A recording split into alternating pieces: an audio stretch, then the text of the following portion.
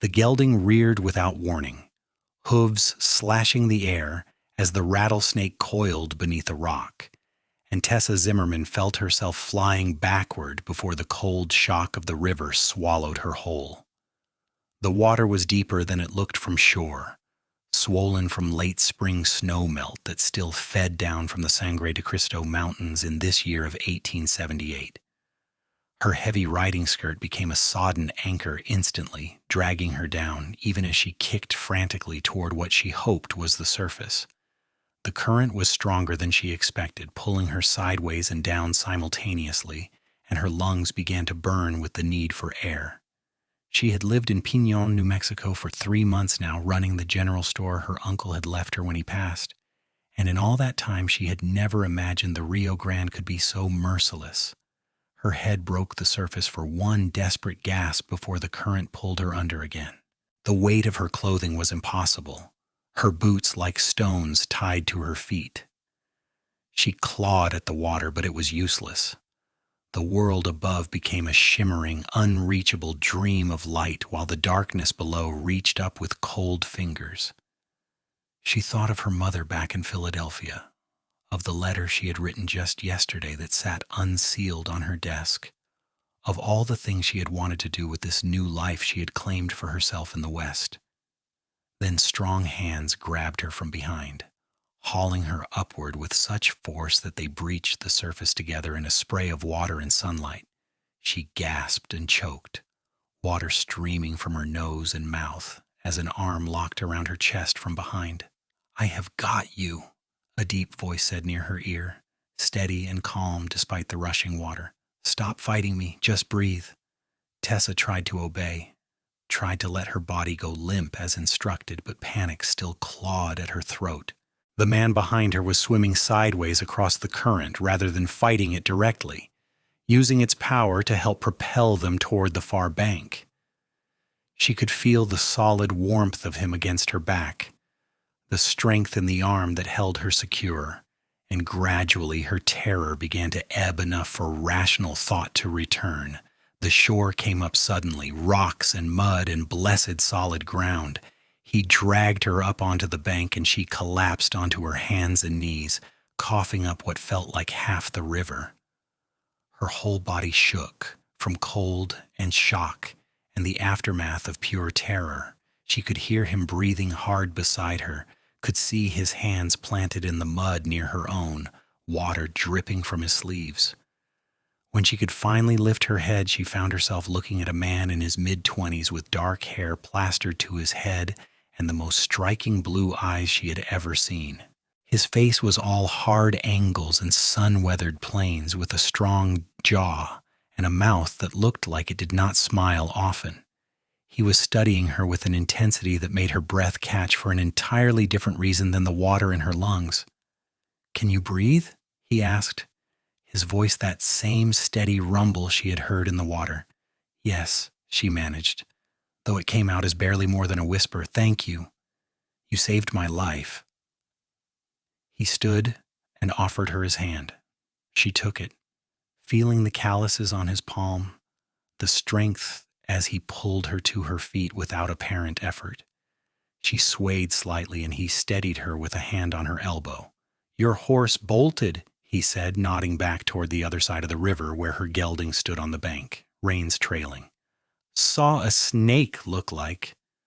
I should have been paying better attention." Tessa pushed her wet hair back from her face with a trembling hand.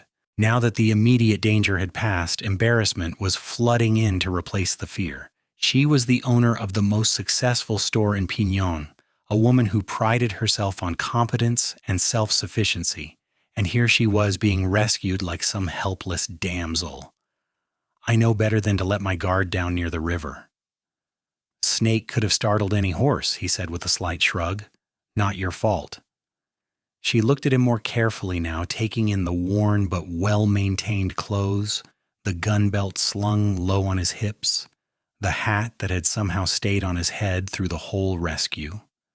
A cowboy, clearly, though something in his bearing suggested he was more than just a ranch hand.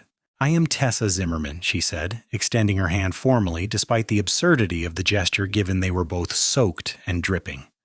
I own the general store in Pignon.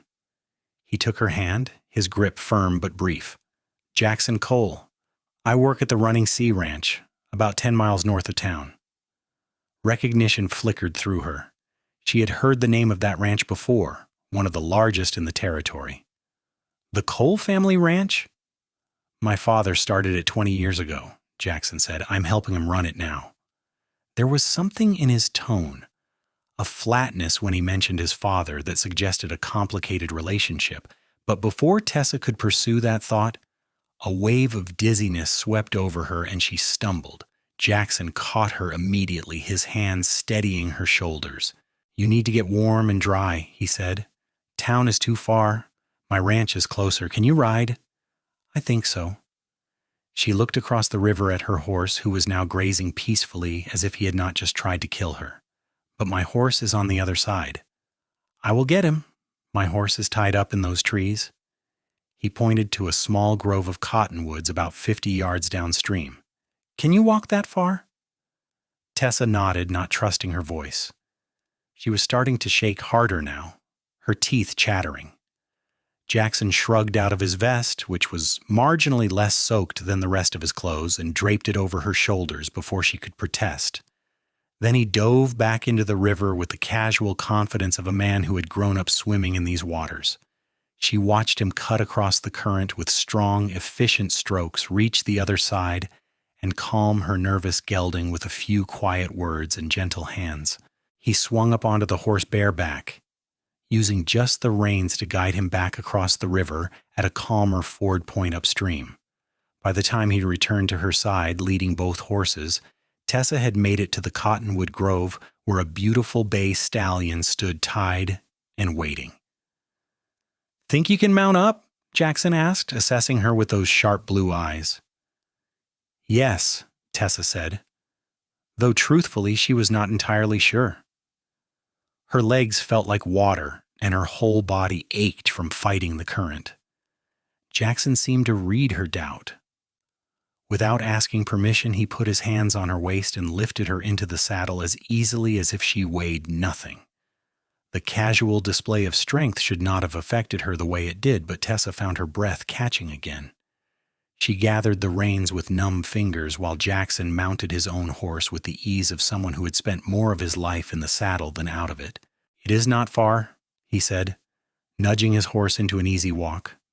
Just hold on.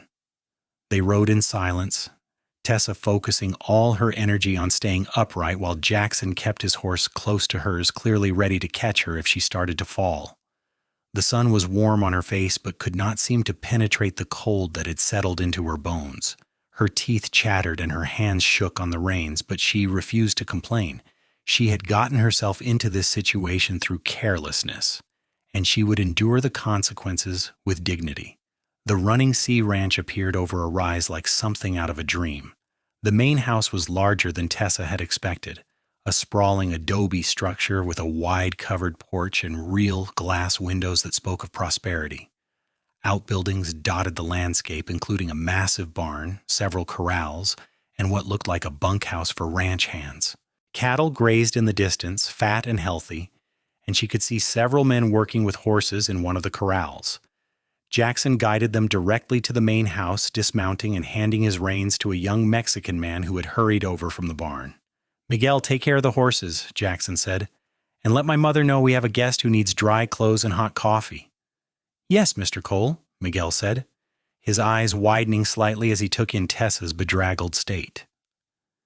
Jackson reached up and lifted Tessa down from her saddle, his hands strong and steady on her waist. This time her legs did buckle slightly when her feet hit the ground, and his arm went around her waist to support her. Easy, he said quietly. I have got you. The front door of the house burst open, and a woman in her late 40s appeared, wiping her hands on her apron. She had the same striking blue eyes as Jackson, though her face was softer, warmer, framed by dark hair streaked with gray. Jackson, what happened? She asked, hurrying down the porch steps. River accident, Jackson said simply. Miss Zimmerman needs to get warm and dry. The woman's expression shifted immediately to one of maternal concern. "Of course. Bring her inside. Jackson, you need to get out of those wet clothes too before you catch your death."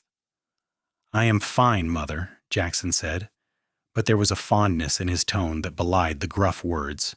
"You are dripping all over my porch," his mother countered. "But let me take care of Miss Zimmerman first. Come along, dear." She took Tessa's arm with gentle firmness, guiding her into the house and down a hallway. Tessa caught impressions of a well-furnished home, comfortable if not fancy, with signs of a woman's touch in the curtains and cushions and the vase of wildflowers on the hall table. The room they entered was clearly a guest room, with a large bed covered in a colorful quilt and a washstand in the corner. Jackson's mother immediately began pulling clothes from a chest of drawers. "I am Catherine Cole," she said, turning with an armful of fabric, "and do not worry about these fitting perfectly. They are mine, and I have a few more inches on me than you do, but they will keep you warm while yours dry. There is a screen in the corner for privacy. Can you manage on your own, or do you need help?" "I can manage," Tessa said, though in truth she was not entirely certain. Her fingers were still clumsy with cold. "I will be right outside the door if you need me," Catherine said. "Just call out. I'm going to make some hot coffee and soup." Alone, Tessa stumbled behind the screen and began the difficult process of peeling off her wet clothes. Her riding skirt was impossibly heavy, her blouse plastered to her skin, her undergarments soaked through. Everything had to come off. Her fingers fumbled with buttons and laces, and twice she had to stop and rest, breathing hard from the simple effort. But eventually she stood naked and shivering. Reaching for the towel Catherine had thoughtfully left draped over the screen. She dried herself briskly, trying to bring warmth back to her skin, then pulled on the borrowed clothes. Catherine had been right about the fit. The dress was loose in the shoulders and long in the hem, but it was soft and dry and blessedly warm. There were stockings too, and a shawl that Tessa wrapped around herself gratefully. When she emerged from behind the screen, Catherine was waiting with a cup of steaming coffee. "Drink this," she commanded gently. "It will help with the chill." Tessa took the cup in both hands, letting the warmth seep into her palms before taking a careful sip. The coffee was strong and hot and perfect, spreading heat through her chest and belly. "Thank you," she said. "You and your son have been incredibly kind." "Jackson said you own the general store in Pignon," Catherine said, guiding Tessa to sit on the edge of the bed. "Thomas Zimmerman's niece?" "Yes. He left me the store when he passed in January. I came out from Philadelphia to run it." "Philadelphia," Catherine repeated with interest. "That is quite a change." "My mother thought I was insane," Tessa admitted. "But Uncle Thomas had no children, and I wanted something more than what my life in Philadelphia offered. I wanted independence, adventure, a chance to build something of my own." "And instead you nearly drowned," Catherine said with a small smile.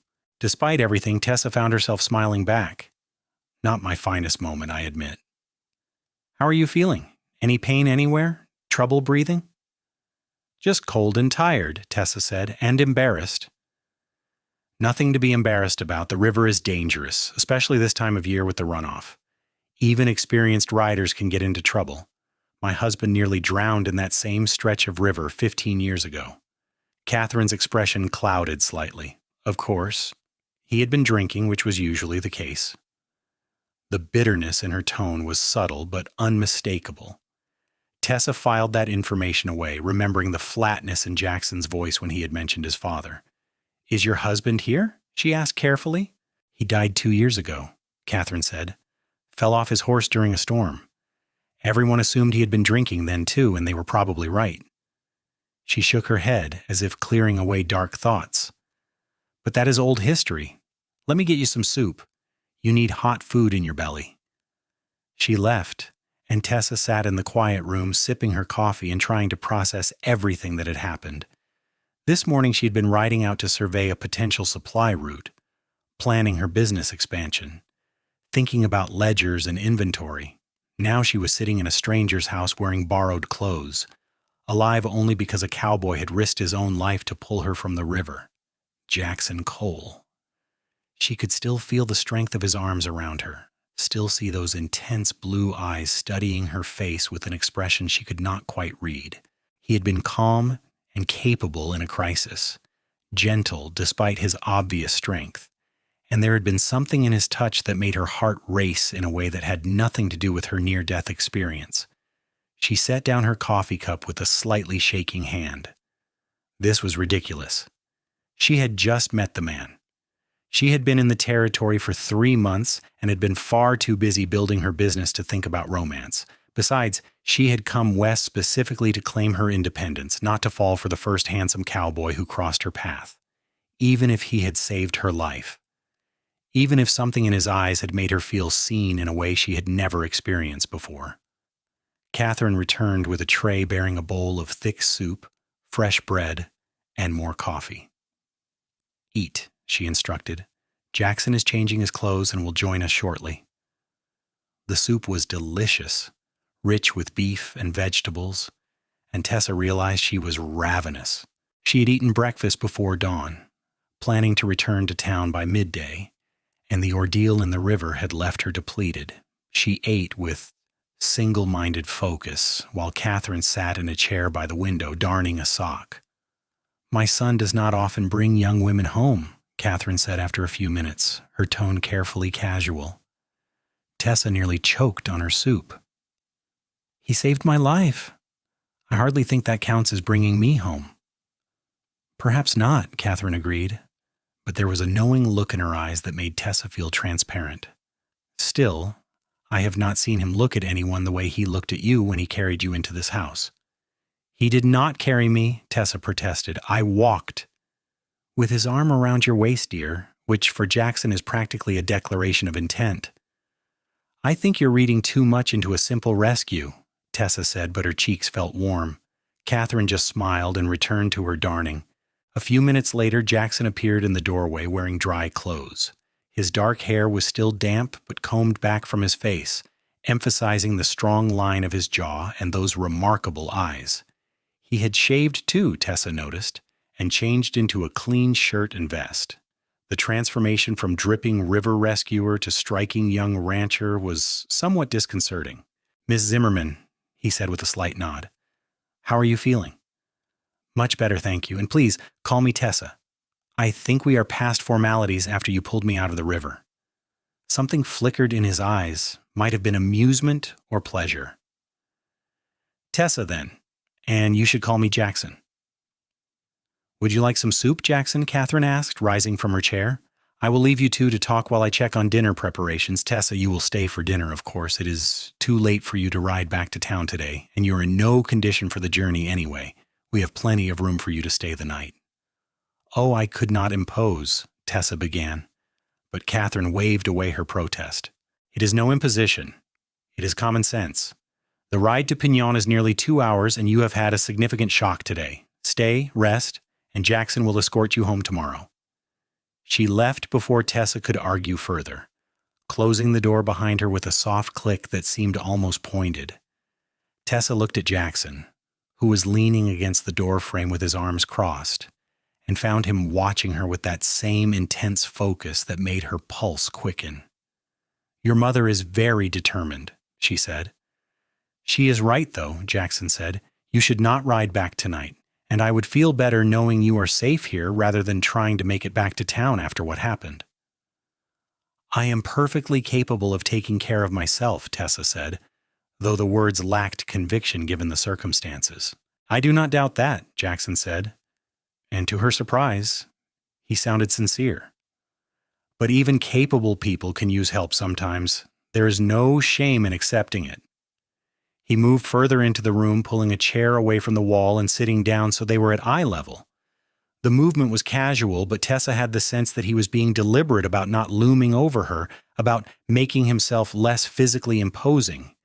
It was a consideration she had not expected from a rough cowboy. "Tell me how you ended up in the river, son," he said. "What were you doing out there alone?"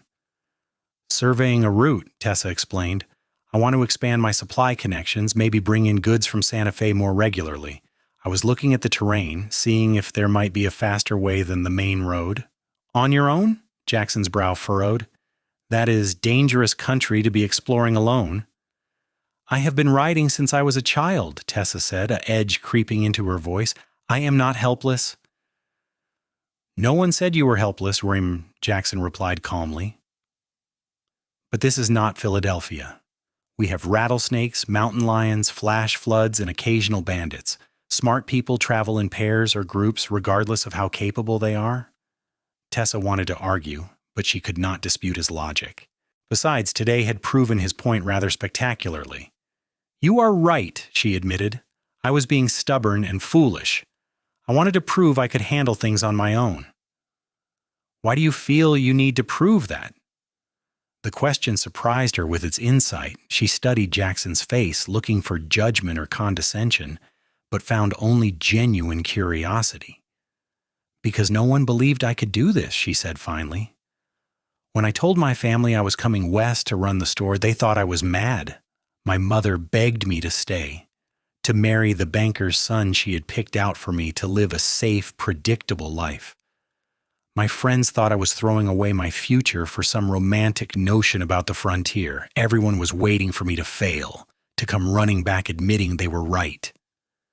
And what do you think now? Jackson asked quietly. I think I love it here, Tessa said. And as she spoke the words, she realized how true they were. I love running the store, making my own decisions, building something that is mine. I love the landscape, the space, the sense of possibility. Even nearly drowning today has not changed that.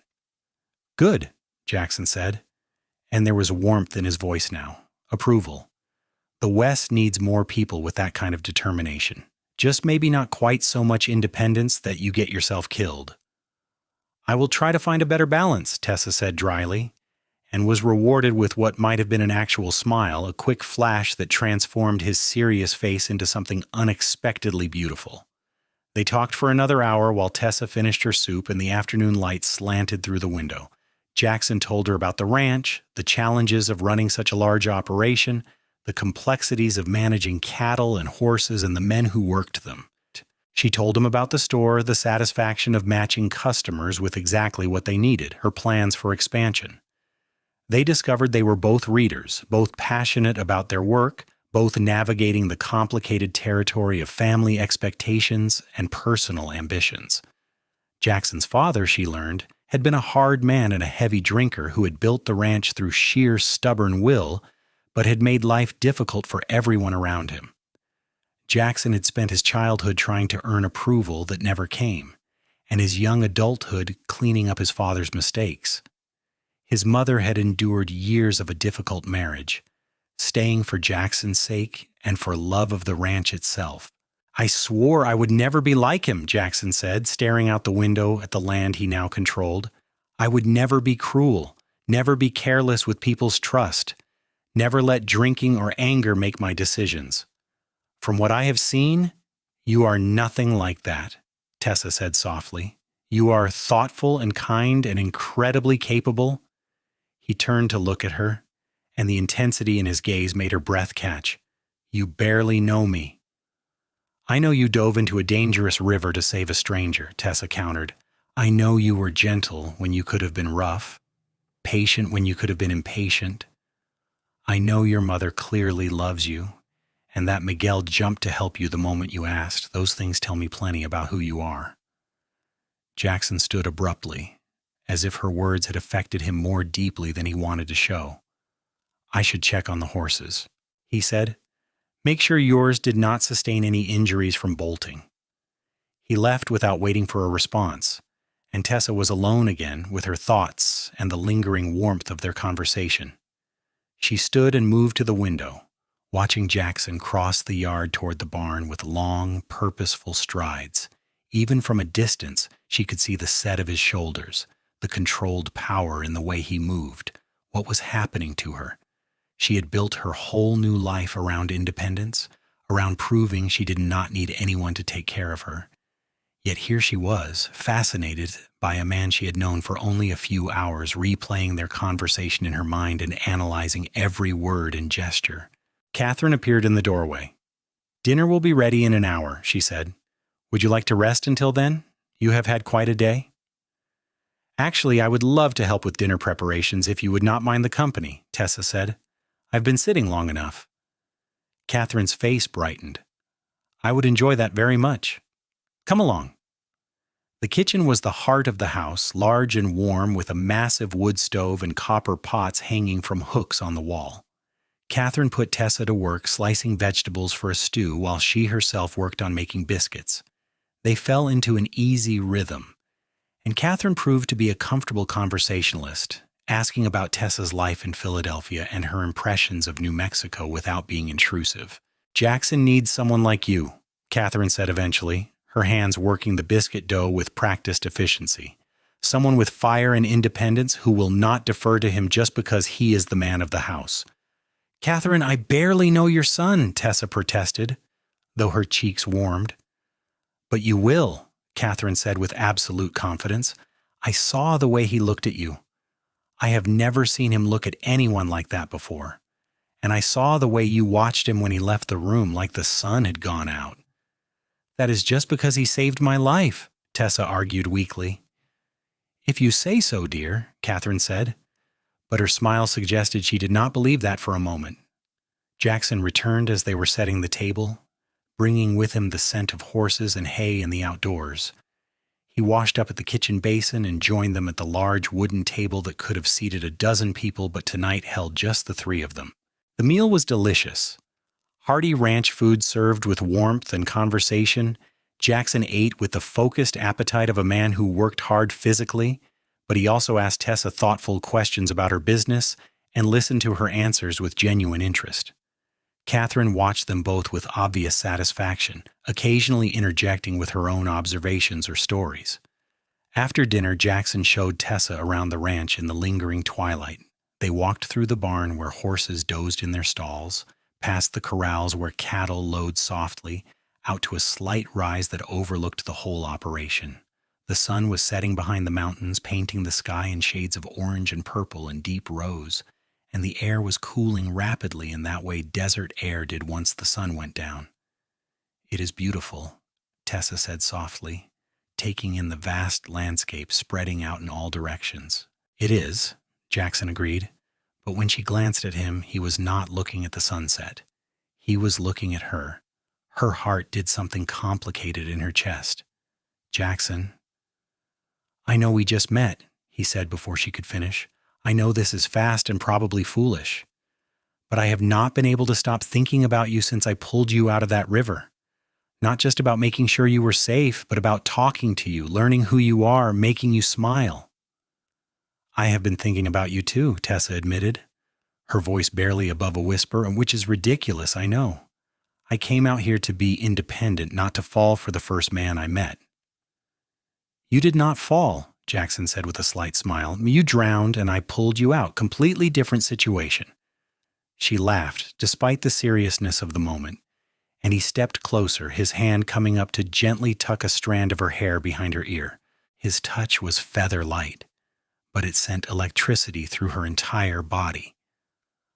I am not going to rush you, he said quietly, and I'm not going to interfere with your independence or your business, but I would like to see you again properly. I would like to court you, if you would allow it.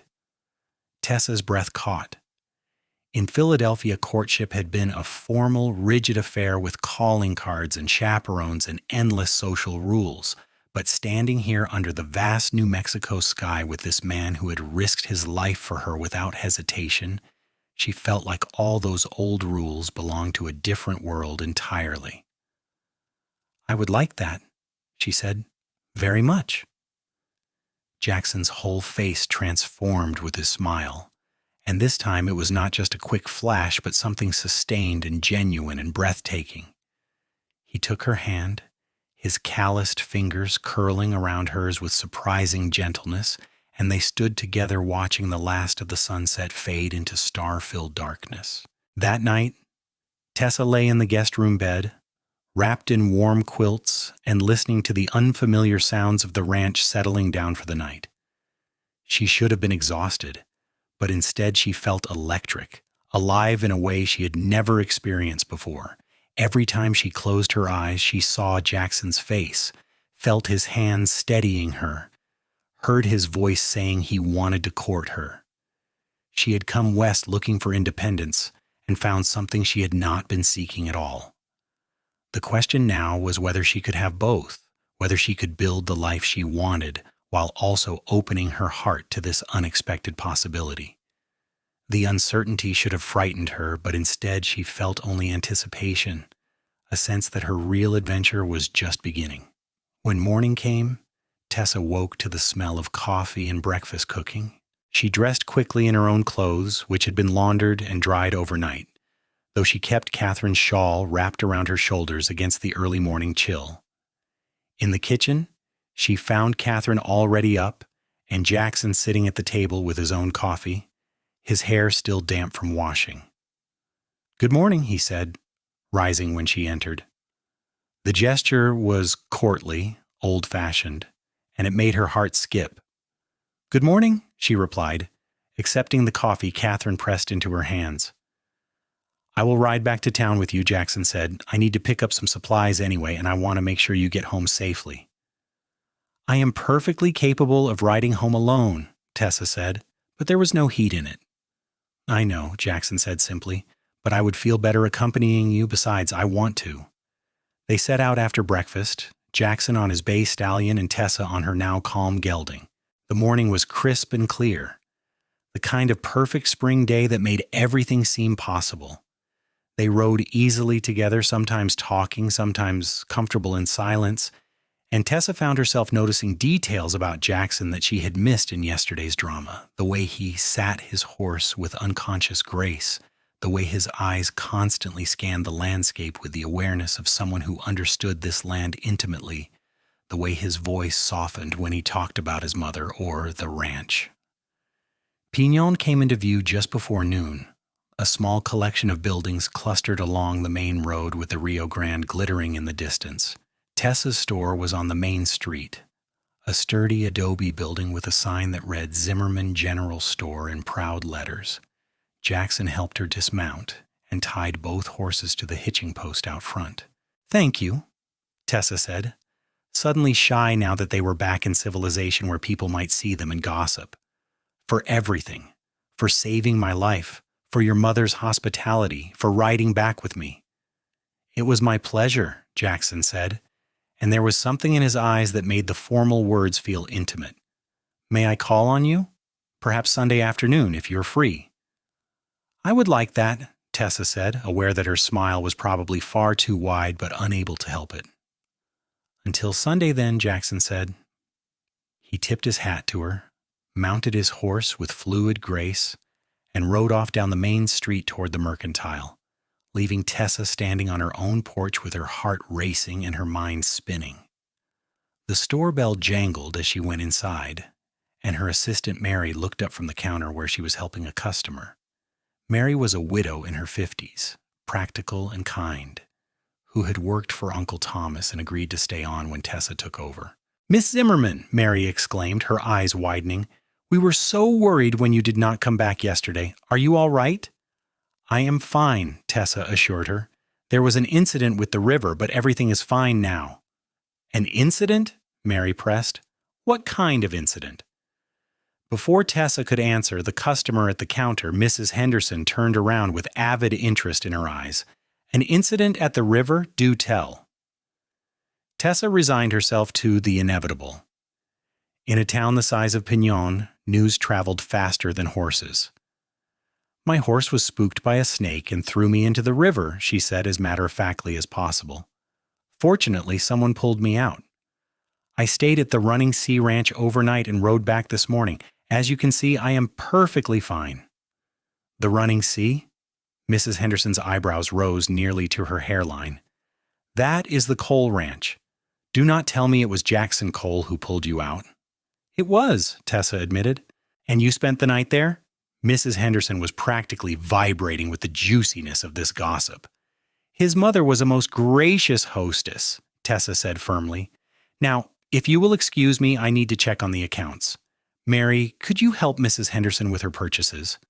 She escaped to the back room where she kept her desk and ledgers, but she could hear the excited murmur of Mrs. Henderson's voice through the door.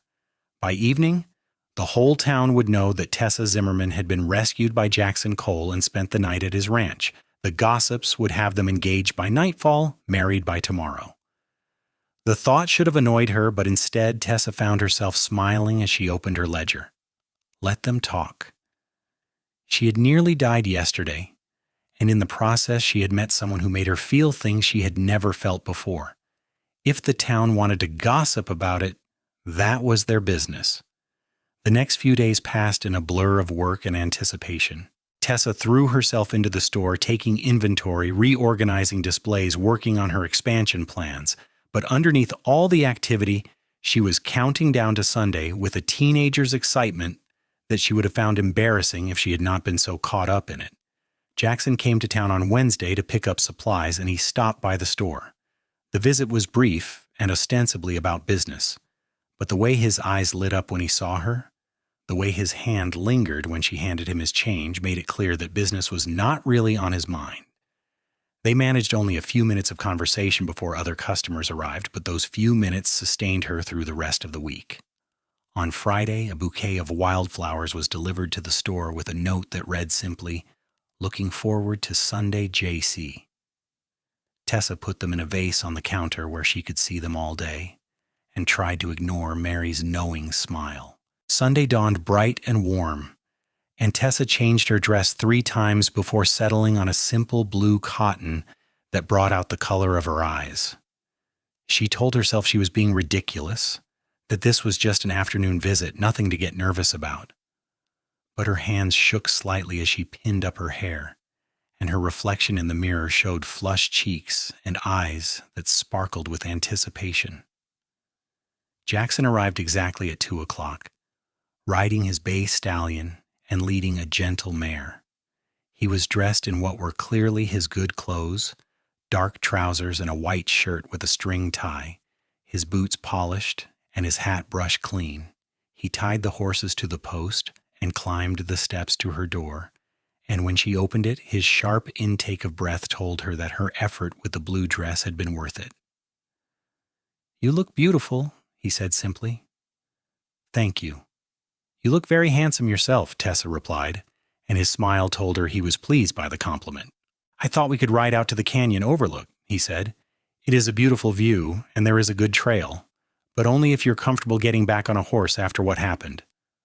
"I have been riding all week," Tessa assured him.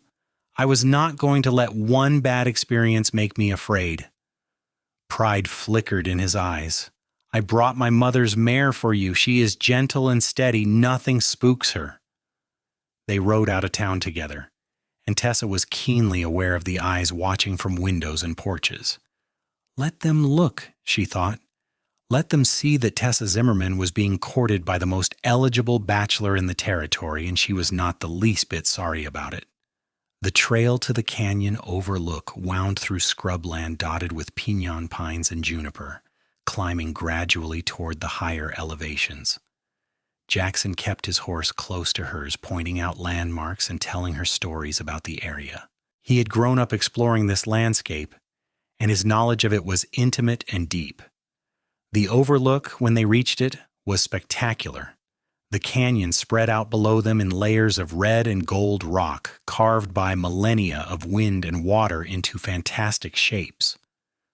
The Rio Grande was a silver ribbon in the distance, and beyond it, the mountains rose in purple majesty against the blue sky.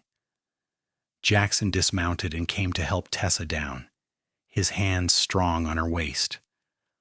But instead of releasing her immediately, he let his hands linger, his eyes searching her face with an intensity that made her breath catch. "I've been thinking about you constantly," he said quietly. "I know I said I would not rush you, but I need you to know how I feel. From the moment I pulled you out of that river, something changed in me. It is like I was walking through my life half asleep, and suddenly I am awake." "I know," Tessa whispered. "I feel it too. It should be impossible. We barely know each other. But when I am with you, everything feels right in a way nothing has felt right before." Jackson lifted his hand to cup her cheek, his thumb brushing gently along her cheekbone. "May I kiss you?" In answer, Tessa rose on her toes and closed the distance between them, pressing her lips to his. The kiss was soft at first, tentative, but then his arms came around her and she leaned into him, and the kiss deepened into something that made her dizzy with sensation. He tasted like coffee and sunshine, and his mouth was gentle but demanding, making her feel cherished and desired all at once. When they finally pulled apart, both breathing hard, Jackson rested his forehead against hers. "Tessa," he said, her name a prayer and a promise. "Yes," she said, though he had not asked a question. Yes to whatever this was. Yes to the terrifying leap into the unknown. Yes to him.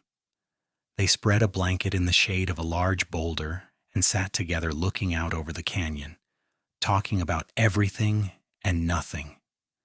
Tessa told him about her childhood in Philadelphia, her father who had died when she was young, her mother who meant well but understood nothing about Tessa's dreams. Jackson told her about growing up in the shadow of a difficult father, about loving the ranch even when he hated the man who ran it, about the responsibility he felt for his mother and the men who depended on the ranch for their livelihoods. "I want to build something different," he said, staring out at the landscape. "My father ran the ranch through fear and intimidation. The men worked hard because they were afraid not to, and he drank away half the profits. I want to create something better. A place where people are treated fairly and work hard because they are invested in the success." "That is a beautiful vision," Tessa said softly. "And from what I have seen, you are already making it reality." "It is not easy," Jackson admitted. "Some of the old hands think I am too soft, too willing to listen to the men instead of just giving orders. And there are financial challenges. My father left debts that I'm still paying off." "My store faces challenges too," Tessa said. "Competition from the larger mercantile in the next town. Supply problems, customers who think a woman cannot run a business properly. But I am determined to make it work." "We are both stubborn then," Jackson said with a slight smile. "Apparently," Tessa agreed, smiling back. He took her hand, lacing his fingers through hers, and they sat in comfortable silence, watching the shadows lengthen across the canyon. Tessa felt a peace settle over her that she had not known she was missing, a sense of rightness that went beyond simple happiness. This was what she had come west looking for, though she had not known it. Not just independence, but partnership. Not just success, but connection. Not just a new life, but love. The thought should have terrified her. She had only known Jackson for less than a week, but somehow sitting beside him with her hand in his and the vast landscape spread out before them, she knew with absolute certainty that this was real. Over the next few weeks, Jackson became a regular presence in Tessa's life. He came to town twice a week for supplies, always stopping by the store to see her. On Sundays, they rode out together exploring the countryside and learning each other's stories. He introduced her to the workings of the ranch, teaching her about cattle and horses and the rhythms of ranch life.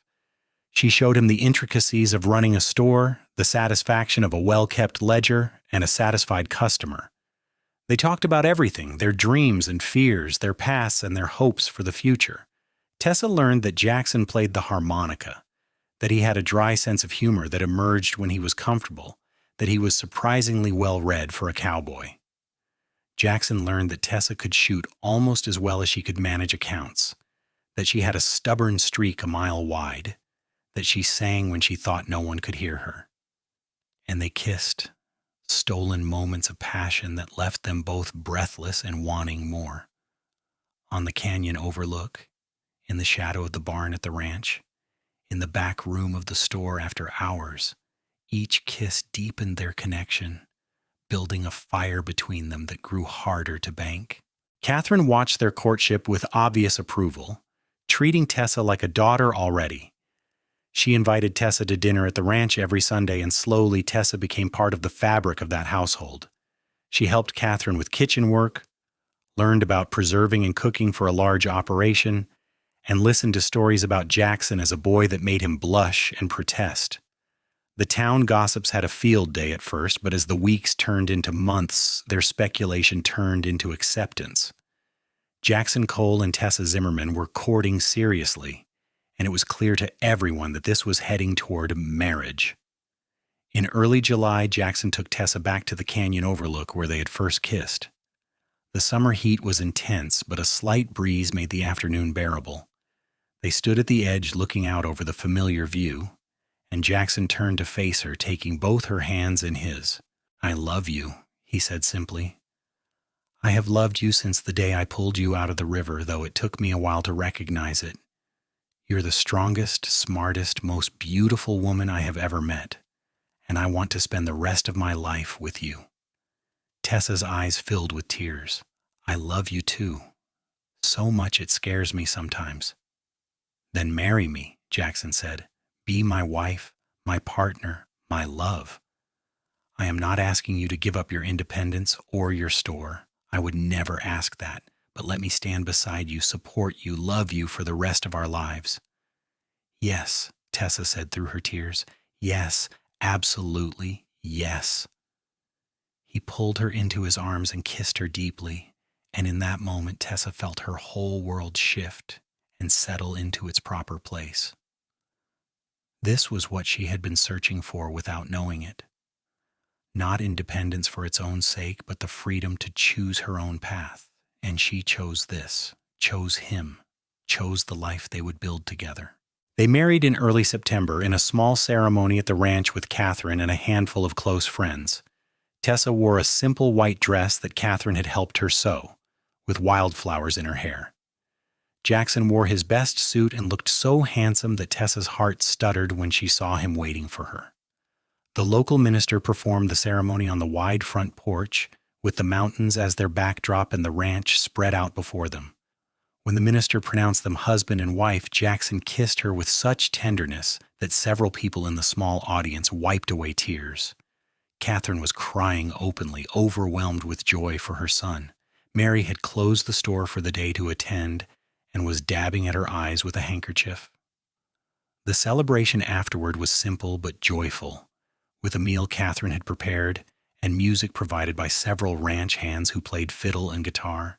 Jackson and Tessa danced together in the yard as the sun set, surrounded by people who cared about them, and Tessa thought she had never been happier in her entire life. They had decided that Tessa would keep the store, with Mary managing it several days a week so Tessa could also be involved at the ranch. It was an unconventional arrangement, but they were determined to make it work. Jackson had been true to his word about supporting her independence, never suggesting she should give up her business just because she was now a wife. Their first year of marriage was not without challenges. Combining two strong-willed people into one household required compromise and patience from both of them. There were arguments about money and time management, about how involved Tessa should be in ranch operations, about whether Jackson spent too much time working and not enough time with her, but through all the adjustments, their love remained strong. They learned to fight fair, to communicate honestly, to make space for each other's needs while also building their shared life. Jackson proved to be a thoughtful and considerate husband, always aware of Tessa's needs and willing to help with household tasks in ways that shocked the more traditional townspeople. Tessa learned to let Jackson take care of her sometimes without feeling like she was losing her independence. The store flourished under their joint management, with Jackson's connections helping Tessa expand her supply network and her business acumen helping the ranch run more efficiently. They became known as a formidable team, respected individually, but even more powerful together. In the spring of their second year together, Tessa discovered she was pregnant. She had been feeling tired and queasy for weeks, attributing it to overwork, until Mary had given her a knowing look one morning and suggested she might want to see the doctor. When she told Jackson that evening, he picked her up and spun her around despite her laughing protests, his face transformed with joy. "We are going to have a baby," he kept saying, as if he could not quite believe it. "We are," Tessa confirmed, her hands on his chest, feeling his heart racing beneath her palms. "Are you happy?" "Happy does not begin to cover it," Jackson said, pulling her close. "Terrified, thrilled, amazed, but mostly just so grateful. Grateful for you, for this life we have built, for this child we are going to raise together." The pregnancy was not easy. Tessa suffered from severe nausea in the first months, and as her belly grew, she found the physical work at both the store and ranch increasingly difficult. But Jackson was endlessly patient and supportive, taking over more of the physical tasks and making sure she rested enough. Catherine was a constant source of advice and help, moving into the main house for the last 2 months to help prepare for the baby's arrival. In late October, after a long and difficult labor, Tessa gave birth to a healthy baby boy. They named him Thomas, after her uncle, who had given her the chance at this new life with the middle name William after Jackson's father, a gesture of forgiveness and moving forward that meant everything to Catherine. Holding her son for the first time, with Jackson's arm around her shoulders and his face wet with tears as he looked at the tiny person they had created together, Tessa felt a completeness she had never imagined possible. This was her family, her home, her life. She had come west looking for independence and found so much more. Thomas was a healthy, happy baby who grew quickly and showed signs of having inherited both his parents' strong will. By the time he was walking, he was already following Jackson around the ranch, determined to help with every task. Jackson was a devoted father, patient and playful, teaching his son about horses and cattle with the same care he showed in everything he did. When Thomas was 2, Tessa discovered she was pregnant again. This time the pregnancy was easier, perhaps because she knew what to expect, and in the summer she gave birth to a daughter they named Lily Catherine, after the wildflowers that had grown in Tessa's wedding bouquet and Jackson's mother. Catherine doted on both grandchildren, spending hours with them while Tessa and Jackson worked. The store had expanded significantly, now occupying twice the space it had originally, and the ranch was thriving under Jackson's careful management. They had paid off all of his father's debts and were now building up reserves, planning for the future. Life fell into a comfortable rhythm. Tessa spent 3 days a week at the store, 3 at the ranch, and Sundays were reserved for family time. Jackson had hired a competent foreman who could handle the day-to-day operations, allowing him more flexibility to support Tessa's business ventures. They had learned to balance their various responsibilities, though it required constant communication and adjustment. The town had long since accepted their unconventional arrangement. Tessa had proven herself a savvy businesswoman whose store provided essential goods and services, and Jackson had proven himself a fair and successful rancher who treated his workers well and contributed to the community. Together they were pillars of Pignon society, respected and admired. But what mattered most to both of them was not the external success, but the life they had built together. The quiet evenings on the porch, after the children were in bed, talking about their day and making plans for the future. The way Jackson still looked at Tessa like she was the most beautiful woman in the world, even when she was covered in flour from baking or exhausted from a long day at the store. The way Tessa still felt her heart skip when she saw Jackson riding in from the range, tall and capable and utterly hers. When Thomas was 5 and Lily was 3, they had one more child, another boy they named Samuel after Jackson's grandfather. By then, they had built an addition onto the ranch house, expanding it to accommodate their growing family. The house was filled with noise and laughter and the chaos of children, and Catherine declared it was the happiest she had ever seen it. Tessa sometimes thought back to that day at the river, the moment of pure terror when she thought she was going to die. She thought about how Jackson had appeared seemingly out of nowhere, strong and calm and completely capable, pulling her to safety. In the years since, he had saved her in countless other ways, not from physical danger, but from loneliness, from the isolation of always having to be strong on her own, from the belief that independence and love were mutually exclusive. And she had saved him too, she knew. From the dark legacy of his father, from the belief that he had to carry every burden alone, from a life of work without joy. Together they had built something neither could have created separately, a partnership that made them both stronger. On their 10th wedding anniversary, Jackson took Tessa back to the canyon overlook where he had proposed. They left the children with Catherine and rode out together, something they did less frequently now with the demands of family life, but still treasured when they could manage it. The view was exactly as Tessa remembered it, the canyon spreading out in layers of red and gold, the the river glinting in the distance. They stood together at the edge, Jackson's arm around her waist, and looked out over the landscape that had become home. "Do you ever regret it?" Jackson asked quietly. "Giving up your plans for complete independence, tying yourself to me and the ranch?" Tessa turned in his arms to face him, taking his face in her hands. "I did not give up anything," she said firmly. "I chose differently than I planned, but that does not mean I lost anything. I have my store, my work, my identity, but I also have you, our children, our life together. I have more than I ever dreamed possible." "I love you," Jackson said, his voice rough with emotion. "More than I did the day I married you, which I would not have believed was possible." "I love you too," Tessa said, rising on her toes to kiss him. "Thank you for pulling me out of the river." "Thank you for letting me," Jackson replied with the slight smile that still made her heart skip after all these years. They stayed at the overlook until the sun began to set, talking about their children and their plans for the future.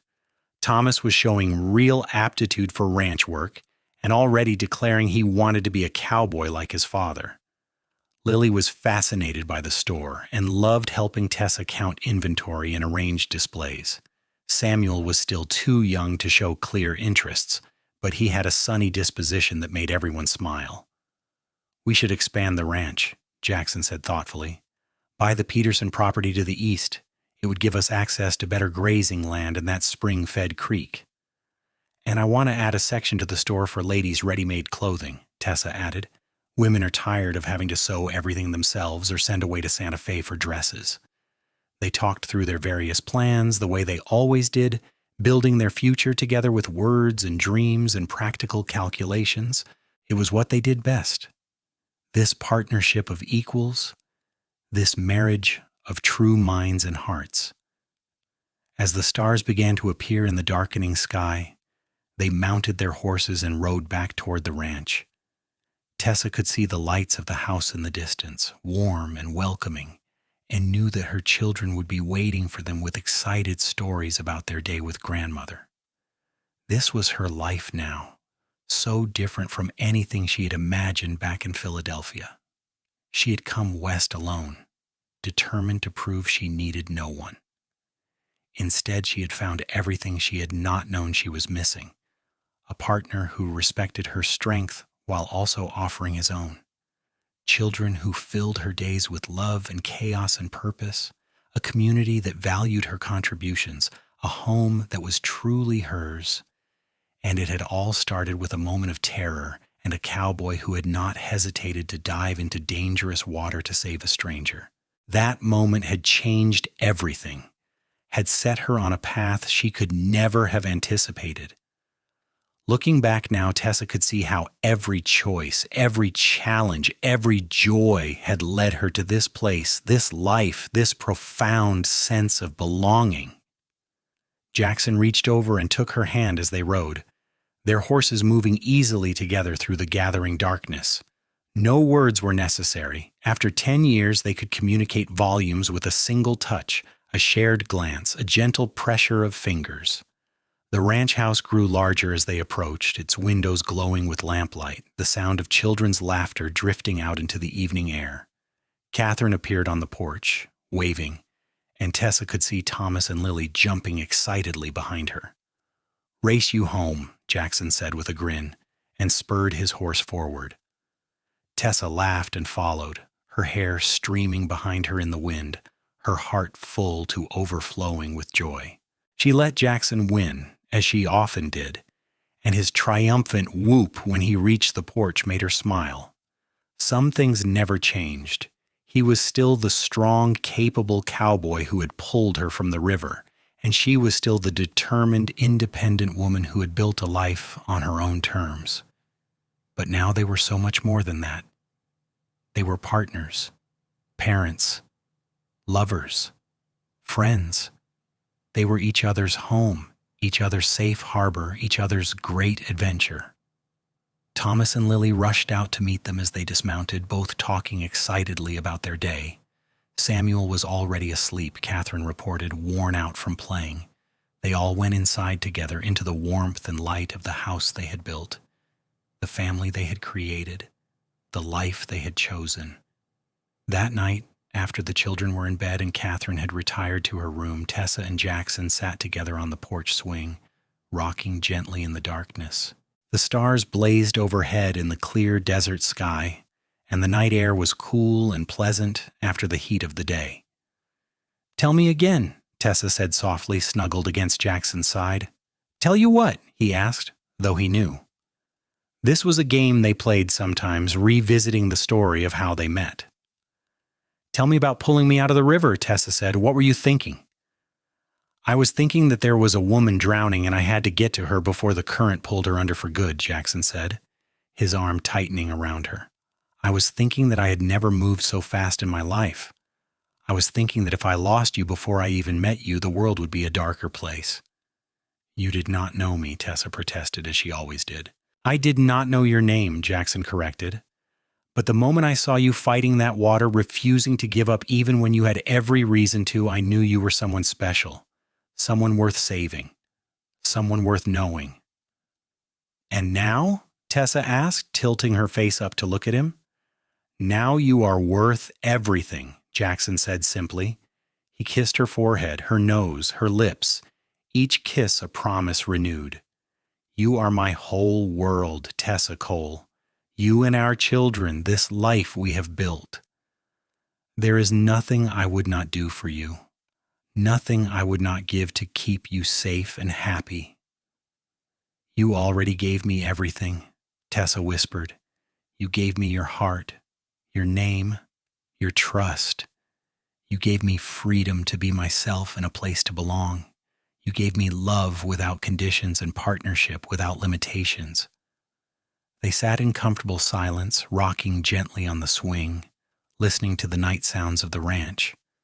An owl hooted in the distance. Cattle lowed softly in the corrals. The wind whispered through the cottonwood trees near the house. "Do you think Thomas will really want to run the ranch someday?" Jackson asked eventually. "I think so," Tessa said. "He has your passion for it, your connection to the land, but we should make sure he knows he has choices, that he can be whatever he wants to be." "And Lily? Do you think she will want the store?" "Maybe," Tessa said thoughtfully. "Or maybe she will want something entirely different. We will support her either way. We will support all of them in becoming whoever they are meant to be." "Like my mother supported me," Jackson said quietly. "Like your uncle supported you by leaving you the store." "Exactly," Tessa agreed. "We will give them roots and wings, as the saying goes." They talked for another hour, about their children and their businesses, about small repairs needed around the ranch and new products for the store, about everything and nothing. It was the kind of conversation married people have, comfortable and practical and intimate all at once. Finally yawning, they made their way inside and up to their bedroom. They undressed in the darkness, familiar with each other's movements after so many years, and climbed into bed.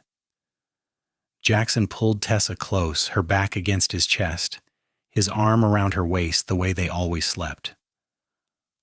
"I love you," he murmured against her hair.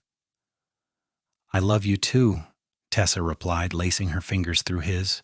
"Thank you for being my hero." "Thank you for being worth saving," Jackson said. They fell asleep like that, wrapped around each other, secure in their love and their life together. Outside, the stars wheeled overhead, and the desert night sang its ancient songs.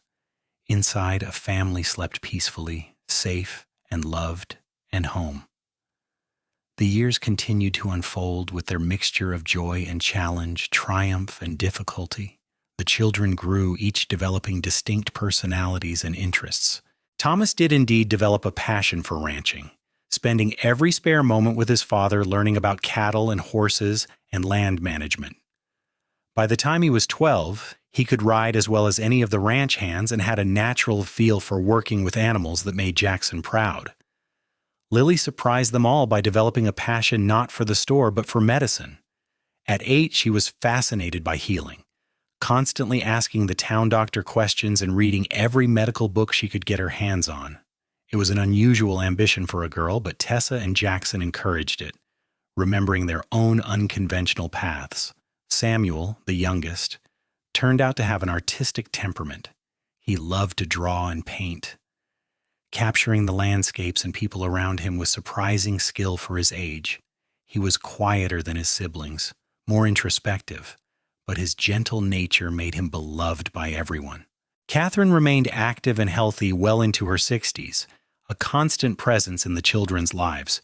She taught them to cook and garden, told them stories about their grandfather and great-grandfather, and provided the kind of unconditional love that only grandmothers can give. The store continued to thrive and evolve.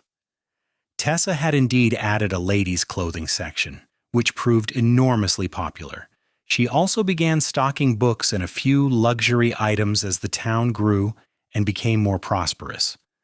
Mary eventually retired, and Tessa took on a younger assistant, a smart girl named Emma, who reminded her of herself at that age. The ranch expanded too, acquiring the Peterson property and later another section to the south. Jackson modernized operations carefully, introducing new breeding techniques and better water management while maintaining his commitment to treating both animals and workers humanely. The Running Sea became known throughout the territory for producing quality cattle and being a fair place to work. Through it all, Tessa and Jackson's relationship remained the center of their lives. They still made time for each other, still surprised each other with small gestures of love and consideration, still looked at each other with desire and affection even as they grew older, and the demands of family and business pulled at them from every direction. On their 15th anniversary, Tessa closed the store early and Jackson left the ranch in his foreman's capable hands. They rode out to the canyon overlook, a tradition they had maintained over the years, this place that had witnessed Jackson's proposal and so many other important moments in their relationship. The view never failed to take Tessa's breath away. The vast sweep of landscape that seemed to stretch forever, the sense of space and possibility that had drawn her west in the first place. But now, standing beside her husband of 15 years, the father of her children, her best friend and partner in love, she understood that the view was even more beautiful because she was sharing it with him. 15 years, Jackson said, shaking his head in wonder. Sometimes it feels like yesterday that I pulled you out of that river. Other times it feels like we have always been together. I know exactly what you mean, Tessa said, leaning against his side, his arm coming naturally around her shoulders. I cannot imagine my life without you in it. I do not want to imagine it. You will never have to, Jackson promised. We are going to grow old together, you and I. We are going to watch our children become adults and make their own lives. We are going to sit on the porch in our old age and tell stories about the good old days. We are going to have decades more of this. Promise? Tessa asked, tilting her face up to look at him. Promise, Jackson said firmly. He kissed her then. A kiss that held 15 years of love and passion and partnership. A kiss that promised decades more to come. They stayed at the overlook until sunset, talking about everything and nothing the way they always did, comfortable in each other's presence in a way that only came from years of shared life. As the sky blazed with color and the shadows lengthened across the canyon, they mounted their horses and rode back toward home, toward the children and the ranch and the store, toward the life they had built together one choice at a time. When they reached the ranch, they found the whole family gathered on the porch. Catherine was there with all 3 children, and they had clearly been plotting something because they all looked excited and slightly guilty. As Tessa and Jackson dismounted, Thomas came forward with a large package wrapped in brown paper. We made you something, he said, suddenly shy. For your anniversary. Tessa and Jackson exchanged glances, then Jackson carefully unwrapped the package. Inside was a painting, clearly Samuel's work, showing the ranch house with the mountains behind it and the family gathered on the porch. But it was not just any painting. Samuel had somehow captured not just the physical reality but the feeling of home, the sense of love and belonging that made this place special. Samuel painted it, Lily explained eagerly, but we all helped decide what should be in it, and Grandmother helped us frame it. "It is beautiful," Tessa said, her voice thick with emotion. "It is absolutely perfect." "We wanted you to have something to remember," Thomas added. "Something that shows what you built together." Jackson pulled his oldest son into a hug, then gathered all three children and Tessa and even Catherine into a massive family embrace. They stood like that for a long moment, wrapped in each other's arms, and Tessa felt tears streaming down her face. These were her people, her family, her heart walking around outside her body. That night they hung the painting in the living room where they would see it every day.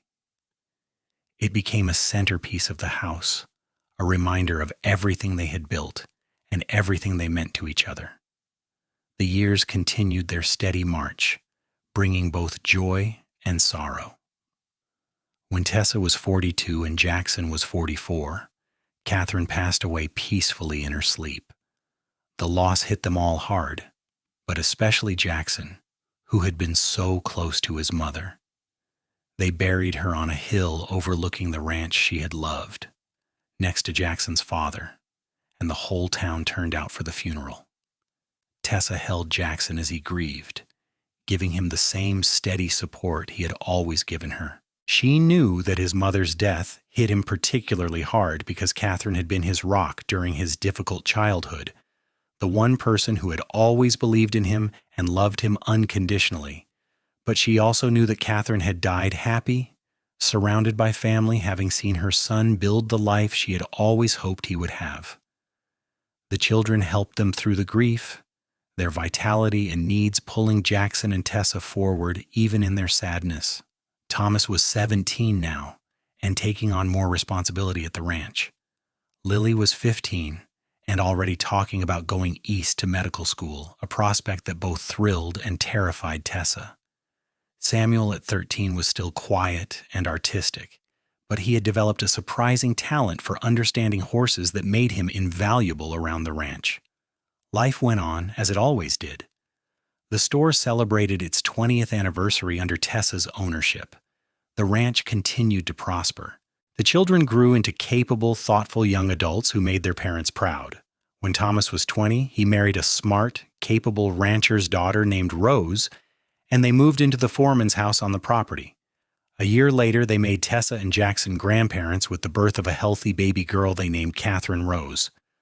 Holding her first grandchild, Tessa was overwhelmed with emotion, seeing in that tiny face echoes of her own children, of Jackson, of Catherine, of all the generations that had come before.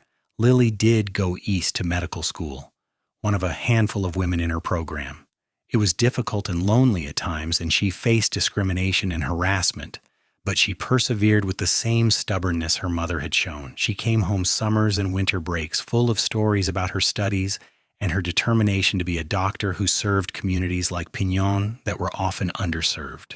Samuel stayed at home the longest, uncertain about his path. He loved the ranch but did not have Thomas's passion for running it. His art was increasingly accomplished, but he did not know how to make a living from it. It was Jackson who finally suggested he might combine both interests by documenting ranch life and the changing West through his paintings. Samuel seized on the idea, and within a few years he was selling paintings to collectors in Santa Fe and Denver, capturing the spirit of a way of life that was already beginning to change. Tessa and Jackson settled into their 50s with grace and gratitude. They were both still active and healthy, still working hard at their respective occupations, but they also made more time for each other. They took long rides together, traveled occasionally to Santa Fe for culture and shopping, and spent quiet evenings reading together or talking on the porch.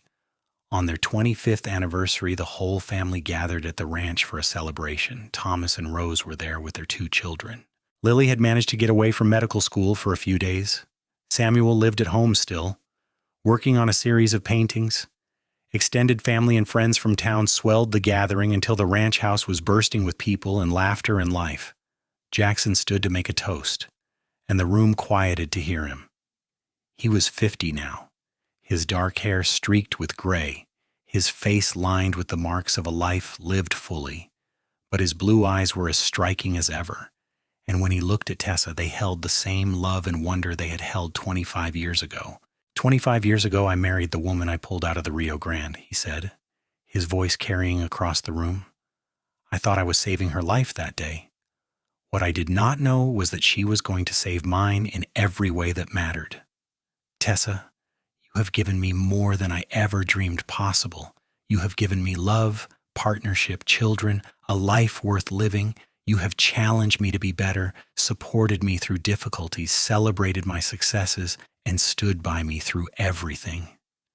You are the best thing that ever happened to me, and I would dive into that river 1,000 times over for the chance to spend my life with you." There was not a dry eye in the room. Tessa stood and went to her husband, taking his hands in hers. "You gave me everything I came west looking for," she said, her voice steady despite her tears.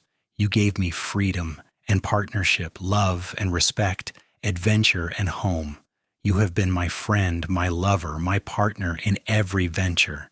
You have made me laugh, held me when I cried, believed in me when I doubted myself, and loved me more than I ever thought possible.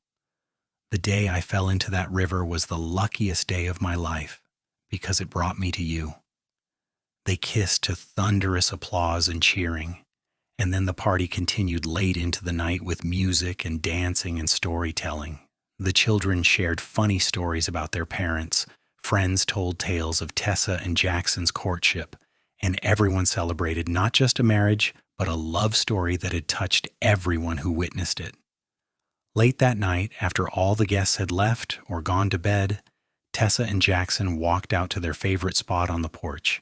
The stars blazed overhead, and the night air was cool and pleasant. They settled onto the porch swing, moving together with the practiced ease of people who had spent decades side by side. 25 years, Tessa marveled. "How did we get here so fast?" "Living," Jackson said simply.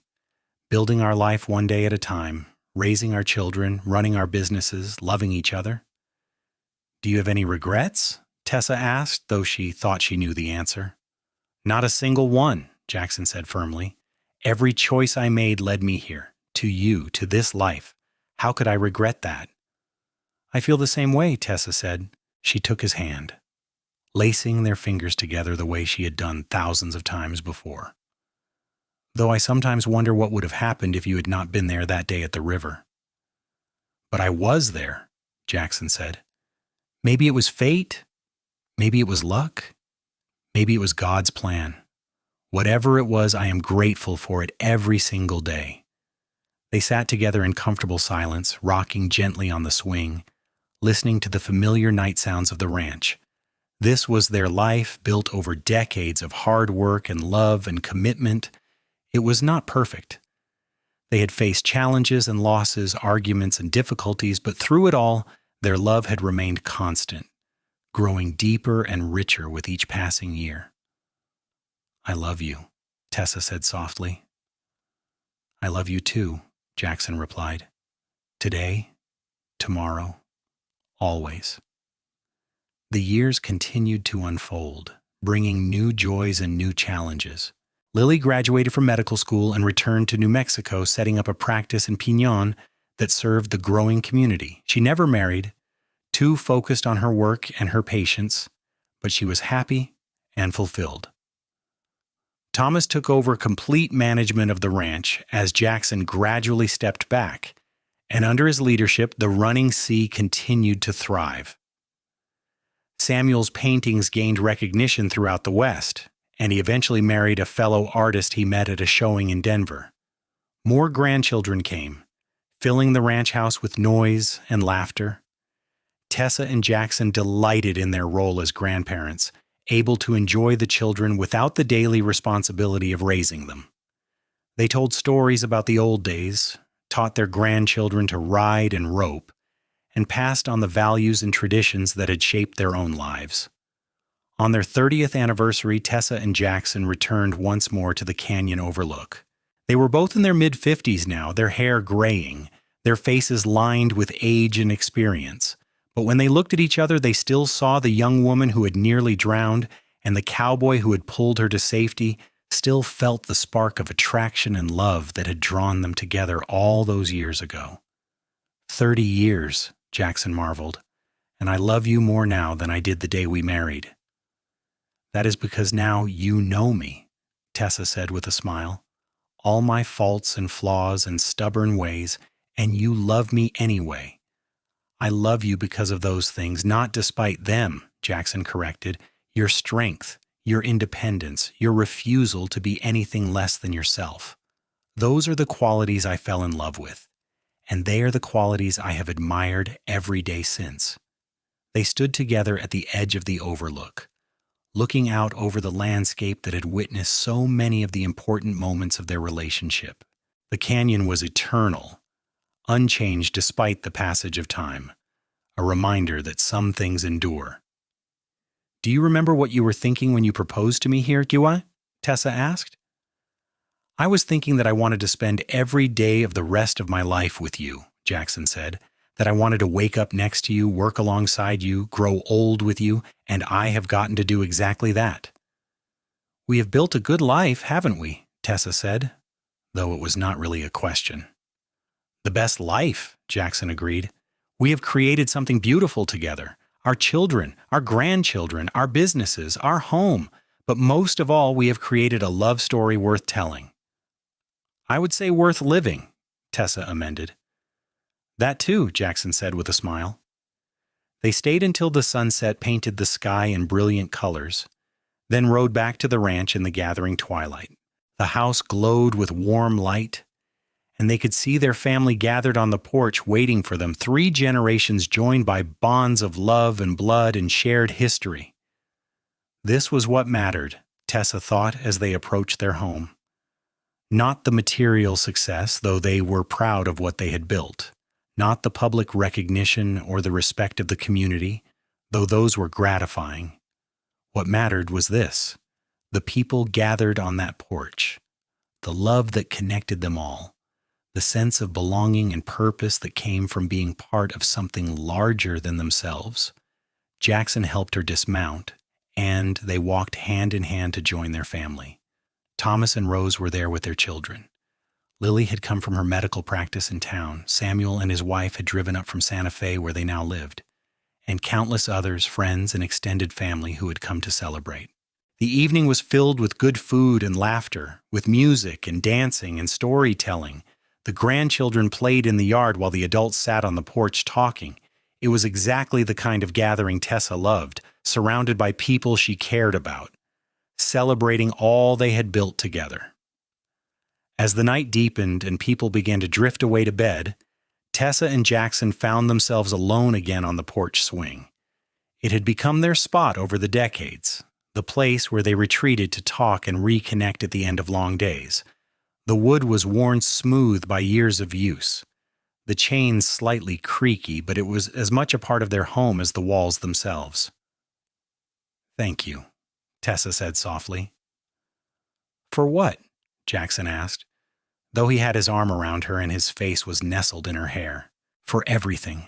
For pulling me out of that river, for seeing me, really seeing me from the very beginning, for supporting my dreams while building our life together, for being my partner in every sense of the word, for giving me a love that has sustained me through 3 decades and will sustain me through however many more we have. You make it sound like I did you some great favor, Jackson said with gentle amusement, when the truth is, you are the one who transformed my life. Before you, I was just going through the motions, running the ranch because it was expected, taking care of my mother, existing without really living. You taught me how to be truly alive. We did that for each other, Tessa said. That is what partnership means. I suppose it does, Jackson agreed. They rocked gently on the swing, comfortable in each other's presence in the way only decades of shared life could create. The stars wheeled overhead, ancient and unchanging. The ranch settled into its nighttime rhythms around them, familiar and safe. Inside the house, their children and grandchildren slept, the next generation of their story. This was happiness, Tessa thought. Not the dramatic moments or the grand gestures, though those had their place, but this quiet contentment, this bone-deep satisfaction with a life well lived, this profound gratitude for the love they had built together day by day, year by year, decade by decade. She thought back to that terrified girl flailing in the river water, certain she was going to die. She thought about the strong hands that had grabbed her, the calm voice that had told her to stop fighting. She thought about opening her eyes to see Jackson's face for the first time, water streaming from his hair, those blue eyes intense and focused. If someone had told her that day that the man who pulled her from the river would become her husband, the father of her children, her best friend and greatest love, would she have believed it? Probably not. It would have seemed like something from a romance novel, too perfect to be real. But it was real. 30 years later, sitting beside him in the darkness, feeling the solid warmth of him against her side, she knew it was the most real thing in her life.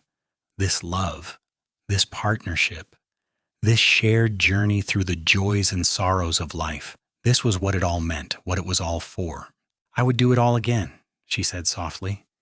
"Every single moment, every choice, every challenge, I would do it all exactly the same if it meant ending up here with you." "So would I," Jackson said, his voice rough with emotion.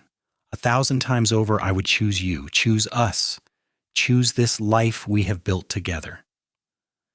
They sat together until the night grew cold, and fatigue finally drove them inside and up to bed. They had been sharing that bed for 30 years now, had made love and argued and reconciled and dreamed and planned within its confines.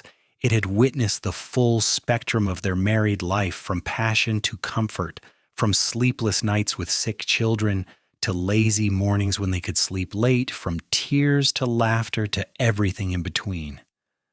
They undressed in the familiar darkness and slipped between clean sheets. Jackson pulled Tessa close, her back to his chest, his arm around her waist, the way they had slept for decades. It was so familiar now, so much a part of their routine, that Tessa could not imagine sleeping any other way. "Good night, my love," Jackson murmured against her hair. "Good night," Tessa replied, lacing her fingers through his. "Thank you for another beautiful day." "Thank you for 30 beautiful years," Jackson countered. They fell asleep wrapped around each other, secure in their love and their life together. Outside, the stars blazed, and the desert night sang its eternal song. But inside, wrapped in Jackson's arms, Tessa felt complete. This was home. This was love. This was everything she had never known she was searching for when she came west all those years ago. And it had all started with a horse throwing her into a river and a cowboy brave enough to pull her to shore. From that moment of terror and rescue had blossomed a love story that had endured for decades, that had weathered every storm, that had only grown deeper and richer with time. As sleep claimed her, Tessa's last thought was one of profound gratitude for the river that had brought them together, for the courage Jackson had shown in saving her, for the love they had built day by day, choice by choice, year after year, for this beautiful life they had created together, full of purpose and passion and profound connection. Some love stories are written in the stars, but theirs had been written in water and rescued from drowning, forged in the New Mexico desert and strengthened by decades of partnership. It was a love story that had transformed two independent people into something greater together, that had created a family and a legacy that would endure long after they were gone. And as Tessa drifted off to sleep in her husband's arms, safe and loved and profoundly happy, she knew that there was no better ending to any story than this. A life well lived, a love well loved, a partnership well forged. This was what happily ever after really looked like. Not perfect, but real. Not easy, but worth every challenge. Not storybook romance, but something far better. True love that endured.